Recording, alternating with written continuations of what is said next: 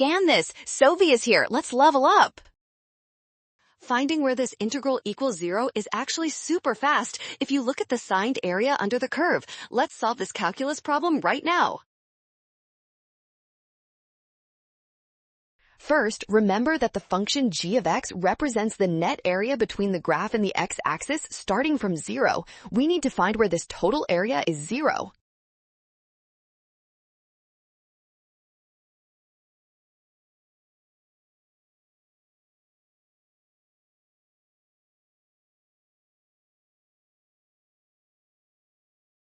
Finally, as we move from 2 to 6, the positive and negative regions continue to balance each other out. This means the integral returns to 0 again at x equals 6.